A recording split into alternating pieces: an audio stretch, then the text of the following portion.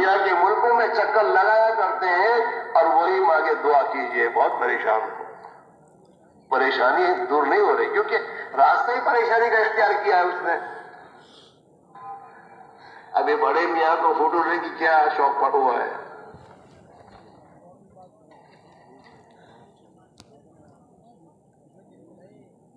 لوگوں کو دیکھ دیکھ کر چلتے ہیں. ارے نبی نے جیسے کہا ایسے چلو.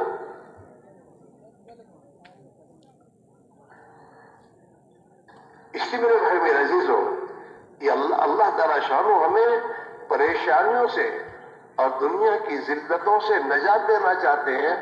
اس لیے اللہ نے اپنے پیارے نبی صلی اللہ علیہ وسلم والی محنت کو دنیا میں زندہ کیا ہے. جو محنت جناب رسول اللہ صلی اللہ علیہ وسلم اللہ کے دے کر آئے، وہ محنت جب زندگیوں میں زندہ ہوگی تو اس محنت کے نتیجے میں زندگیوں میں ایمان آئے گا، خوف خدا آئے گا، اللہ کا تعلق آئے گا، آخرت کا فکر آئے گا. اور انسان میں جتنا ایمان اپنی حقیقت کے ساتھ آتا چلا جائے گا، انسان کی زندگی ایماندارانہ انسان کی زندگی بنتی چلی جائے گی. جناب رسول اللہ صلی اللہ علیہ وسلم نے فرمایا ہے الایمان ما وقر فی القلب وصدقہ العمل. جب ایمان اپنی جگہ پہنچ جاتا ہے، ایمان دل میں اتر جاتا ہے اور دل میں اپنے جگہ پکڑ لیتا ہے، تو پھر انسان کی زندگی میں ایمانی اعمال صادر ہوتے ہیں. ہاں، اس کی زندگی اس بات کو بتاتی ہے کہ یہ ایماندار آدمی ہے. ایمان جب دل میں آتا ہے تو پھر ایمان آنکھوں سے ظاہر ہوتا ہے. پھر یہ ایمان اللہ کے حکم کے خلاف، یہ آنکھیں اللہ کے حکم کے خلاف نہیں دیکھ سکتی. اس سے وہی دیکھے گا آدمی، اور ایسے ہی دیکھے گا آدمی جیسے اللہ نے اسے حکم دیا ہے. ہاں، یہ لوگوں کو آنکھیں نکال کر ڈرائے گا نہیں. یہ اپنے ماں باپ کے سامنے میں تو غصے میں آ کر آنکھیں نکال کر دیکھے گا نہیں. کیوں؟ ایمان ہے.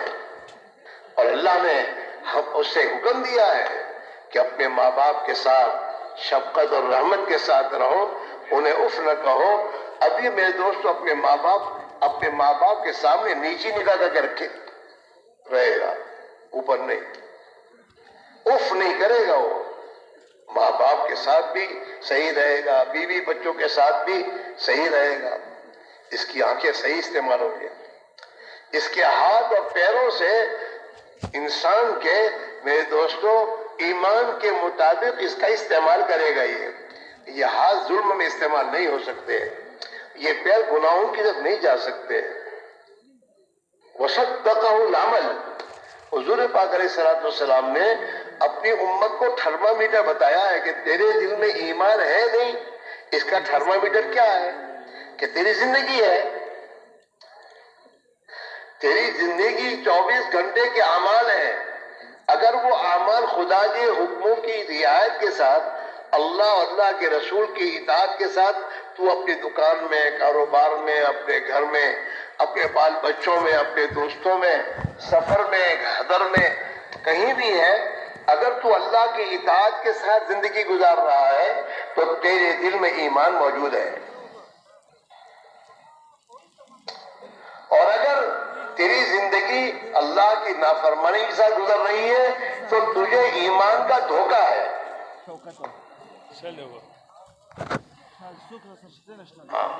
جب دل میں ایمان پہنچ جاتا ہے تو پھر انسان کی زندگی کا رخ صحیح ہو جاتا ہے. اس کے اندر سے وہ تمام گندگیاں دور ہو جاتی ہیں.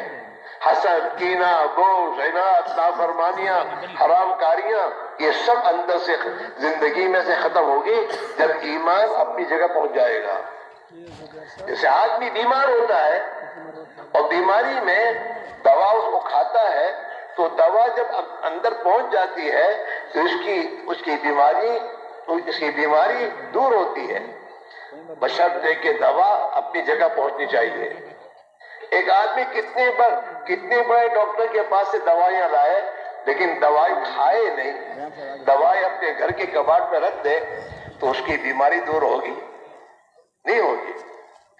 درد سر میں ہے لیکن ڈاکٹر جب دوا دیتا، دوا کھا کے دوا معدے میں پہنچتی ہے، جب دوا معدے میں پہنچ جاتی ہے تو پھر سر کے درد کو وہاں اس کا اثر وہاں پر پہنچتا ہے، سر کا درد دور ہوتا ہے۔ دوا اپنی جگہ پہنچنی چاہیے۔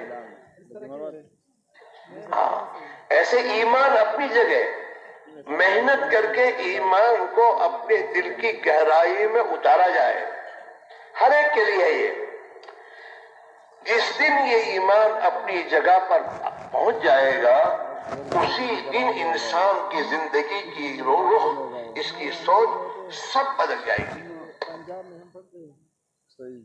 ہاں، پھر یہ نہیں ڈرے گا فاقے سے، تنگی سے، کسی چیز سے۔ یہ تو ایک ہی بات سمجھتا ہے کہ میرا اللہ خوش ہوگا، میری زندگی بنا دے گا۔ دل میں، ہاں، یہ میں یہاں سے ایک بارش ہے اندر، دل، ایمان جب اپنی جگہ پہنچ جاتا ہے، اللہ کے نبی فرماتے ہیں جب ایمان دل میں آ جاتا ہے تو انسان کی زندگی اس کی تصدیق کرتی ہے کہ ایماندار ہے۔ جیسے تھرمامیٹر رکھتا ہے نا آدمی، تو تھرمامیٹر کے بعد اندر پتہ چلتا ہے کہ اس میں اس کو بخار یا نہیں ہے، وہ بتاتا ہے۔ ایسے انسان کی زندگی میں سب سے پہلے ایمان، جناب رسول اللہ صلی اللہ علیہ وسلم نے صحابہ کو ایمان کی محنت پر اٹھایا اور یہ کہا زبان کا بول ایمانی بولو، قولوا لا الہ الا اللہ، یہ زبان سے بولو۔ یہ مخلوق کائنات میں، یہ زمین و آسمان کے بیچ میں کوئی جتنی مخلوقات ہیں، یہ مخلوقات مخلوق ہے، یہ اپنے وجود میں اللہ کی محتاج ہے، اور یہ اپنے نفع نقصان پہنچانے میں بھی اللہ کی محتاج ہے۔ یہ مخلوق اپنی ذات سے کچھ نہیں کر سکتے، نفی کرنا ہے پہلے، یہاں تک کہ اپنی نفی کرے آدمی، میں بھی کچھ نہیں کر سکتا۔ دکان میں اور کاروبار میرے کرنے سے کچھ نہیں ہوگا جب تک وہ اوپر سے حکم نہ کرے۔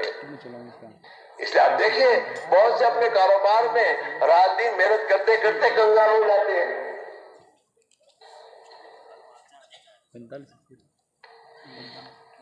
مسئلہ اوپر سے ہے، وہی سمائی رزقکم وما توعدون، تمہاری روزی تو آسمانوں میں ہے، اور جو کچھ تم سے وعدہ کیا جاتا ہے وہ آسمان کے فیصلے سے ہوگا۔ ہم کیا سمجھتے ہیں دکان کاروبار میں ہے تو مقدر کی روزی میں دوستو، آدمی کو اللہ تعالیٰ شانو جس حال میں بھی زندگی گزارے گا اس کو مقدر کی روزی تو اللہ دے دے گا، لیکن میرے بھائیوں اس کی زندگی نہیں بنے گی، سکون اور چین۔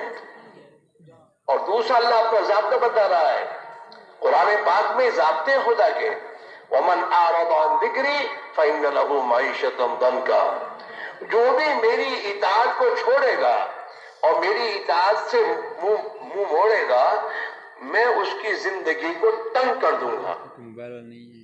یہ اللہ کا فیصلہ ہے، زندگی تنگ ہو جاتی ہے۔ حالانکہ اسباب سب موجود ہیں، راحت و آرام کے اسباب، بیوی بچے سب ہیں، لیکن اندر پریشانی ہے۔ راحت و آرام کے تمام نقشے ہونے کے باوجود راحت و آرام نہیں ہے، اوپر کا فیصلہ ہے۔ حکومت کے نقشے ہاتھوں میں آنے کے بعد بھی مسائل کا حل نہیں ہے اوپر سے۔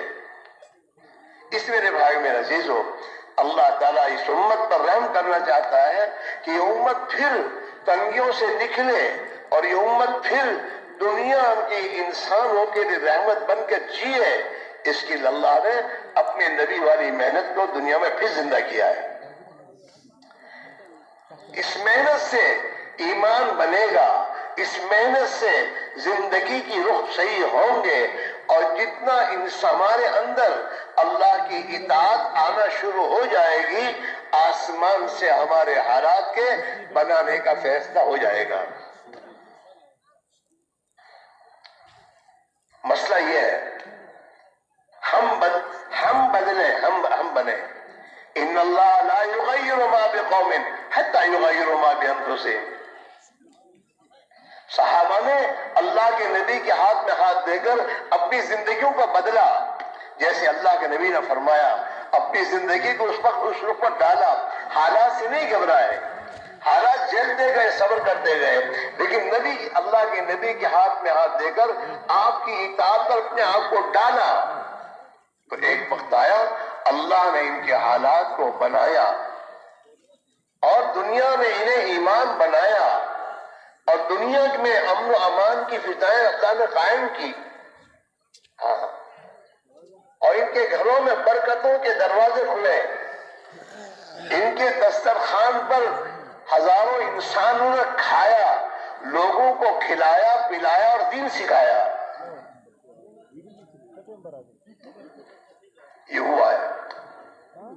اور جب تک اللہ کے نبی علیہ الصلوۃ والسلام تشریف نہیں لائے تھے اور یہ اپنی زندگیوں کو خواہشات کو گزارتے تھے، ان کے حالات تنگ تھے، یہاں تک کہ فاقہ مستی میں تھی، مردار کھاتے تھے.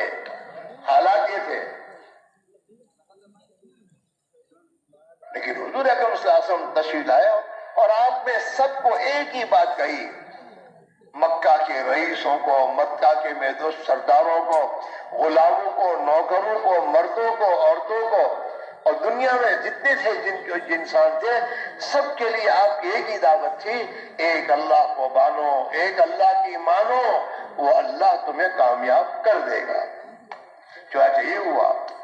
بلال حبشی نے اللہ کی مانی، اللہ کو مانا، اللہ نے بلال حبشی کو خدا نے دنیا میں چمکا دیا. اور ابو جہل قوم کا سردار، قریش کا سردار تھا، اس نے اللہ کو، اللہ کے نبی کو نہیں مانا. میرے دوستو اپنی سرداری میں ذلیل ہو گیا، ناکام ہو گیا. اس لیے میرے دوست اس وقت اس مسلمان کو یہ بات سمجھنی ہے، میرے حالات کے صحیح و بدلنے کا راستہ کیا ہے. میرے حالات کے بدلنے کا راستہ دنیا کی یہ چیزیں اور دنیا کی تمام جو باتیں وہ نہیں ہیں. میں اپنے نبی کی بات پر آ جاؤں اور میں اپنی زندگی کے رخ کو ٹھیک کرنے کے لیے اپنے دل کا یقین پہلے بناؤں. دل کا یقین بننا چاہیے. جب تک دل کا یقین صحیح نہیں ہوگا آدمی کی زندگی اللہ کی کتاب پر نہیں آئے گی. ابھی ہم جو دین پر چل رہے ہیں وہ تو دین میں دوستوں دیکھا دیکھی ہے، ایک رواجی ہے.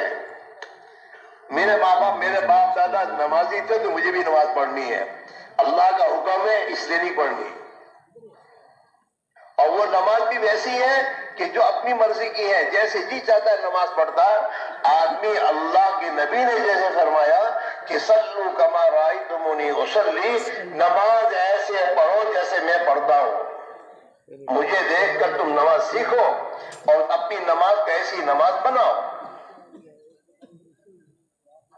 کہیں تو آپ نے فرمایا کہ اللہ کی عبادت ایسے کرو، اس دھیان سے کرو کہ گویا تمہارے سامنے اللہ، تم اللہ کو دیکھ رہے ہو. نماز ایسی پڑھو. اور اگر یہ کیفیت حاصل نہیں ہے تو کم سے کم تو اتنا تمہارے دل میں دھیان ہونا چاہیے کہ میرا اللہ تو مجھے دیکھ رہا ہے، میں اللہ کے سامنے کھڑا ہوں، میں اللہ کے سامنے کھڑا ہوں. جب اللہ کے سامنے کھڑا ہونے کی دھیان کے ساتھ نماز پڑھے گا تو نماز کو صحیح پڑھے گا.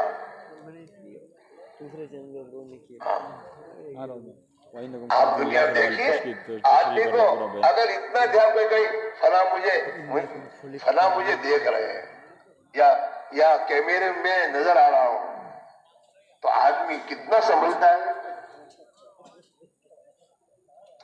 جب آدمی کے دل میں اللہ کا دھیان ہے کہ میرا اللہ مجھے دیکھ رہا ہے، پھر آدمی غلط نہیں سوچ سکتا، غلط زندگی نہیں گزار سکتا، چاہے کوئی بھی ہو. اس لیے میرے بھائیوں، ایمان کے بنانے کی محنت ہے. اللہ کے نبی علیہ السلام نے صحابہ کو ایمان کی محنت پر اٹھایا. مکہ کی زندگی میں 11 سال تک ایمان پر محنت ہوئی ہے. اللہ کو بولے اللہ، ایک اللہ کی طرف بلایا، دعوت دی، उसी को सुनते रहे। आसमान से कुरान पाक भी ईमानियात का उतरता रहा और सहाबा अपने तालीम के हल्कों में बैठकर अल्लाह की कुदरत को, अल्लाह की मेहनत, अल्लाह रब्बुल इज्जत के निजाम को, गैबी निजाम को ये सुनते रहे। खबर को, हशर को, जन्नत को, जहन्नम को। अल्लाह ने जिन इंसानों की नाफरमानी के पर जिन्हें अपनी कुदरत से हलाक किए, माजी में कौमों के जो वाक़यात अल्लाह ने कुरान पाक में बयान किए हैं, वो हमारी इबरत के लिए है कि देखो इन्होंने अल्लाह के हुक्मों की खिलाफ वर्जी की। इनके पास मुल्क था, माल था, अक्सरियत थी, बागात थे, खेत थे, इनके पास टेक्नोलॉजी थी, सब कुछ होने के बावजूद अल्लाह ने इन्हें कैसे नाकाम किया। इनकी टेक्नोलॉजी इन्हें नहीं बचा सकी। हाँ, कौमे समूद जो है, कौमे समूद के पास टेक्नोलॉजी थी। अपने जमाने में ये पहाड़ों में मकान बनाते थे और ये लोग इनकी तरक्याती एक चीज थी। पहाड़ों में, पत्थरों में अपने मकान बनाते थे वो और रहते थे। और कौम आद के पास बड़ी ताकत थी, लेकिन इनकी ताकत इन्हें बचा नहीं सकी। जो ये दावा करते थे मनशद्द मिन्ना कुव्वा, हमसे ज्यादा ताकत वाला दुनिया में कौन है। जैसे आज का इंसान नादान अपनी मेहनत, अपनी ताकत को लोगों के सामने बयान करता है।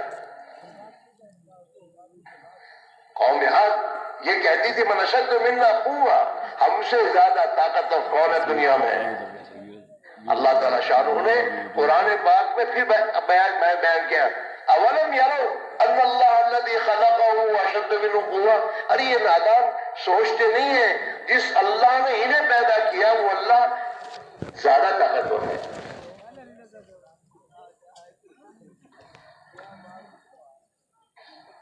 अल्लाह ने इन्हें पैदा किया, अल्लाह बड़ी ताकत वाले हैं। ये क्यों दावा कर रहे हैं हमसे ज्यादा ताकतवर कौन है। अल्लाह की ताकत सबकी ताकत पर गालिब है और अल्लाह का हुक्म सबके अवामिर पर महदूद और गालिब है। वो नहीं होगा जो मैं और आप चाहेंगे, इंसान चाहेगा, वो होगा जो अल्लाह चाहेगा। हाँ, अल्लाह ताला को दुनिया के इंसानों को कीमत समझानी थी ऑक्सीजन की। ऑक्सीजन, रात दिन इंसान अल्लाह की हवा को इस्तेमाल कर रहा है, उसे पता नहीं मैं कितनी बड़ी नेमत मेरे पास है। हाँ, एक बीमारी गई थी, उस बीमारी में इंसानों को इस बात का अंदाजा हुआ कि लाखों रुपए देकर ऑक्सीजन हासिल किया जाता है।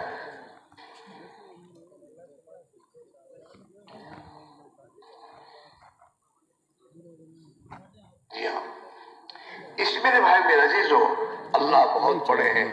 अपनी जात और सिफात के एतबार से अल्लाह को मेहनत करके अल्लाह की जात और सिफात का यकीन दिल में उतारना। दिल में यकीन जब किसी चीज का उतर जाया करता है, आदमी के कदम वहीं जाते हैं। दुनिया के कामों में भी किसी तिजारत के बारे में जब तक दिल में किसी चीज को नहीं आती बात, वहां तक आदमी कदम नहीं उठाता, सोचता रहता है। क्या देखने के लिए यार। हाँ, यहाँ से जा रहे हैं, कराची जाना है और कराची के लिए मेरे दोस्तों हाईवे जो जाता है, पता नहीं कौन सा वो हाईवे, कहाँ है, कैसे है, पूछता है लोगों से कि मुझे हाईवे कौन से हाईवे से मुझे कराची पहुंचना।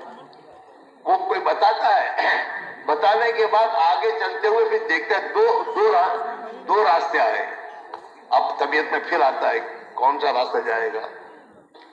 जब दिल में जरा शक आया कि कौन सा रास्ता है, वही ब्रेक लगाता है वो, और ब्रेक लगाकर फिर पूछता है मुझे कराची जाना है, कौन सा रास्ता है।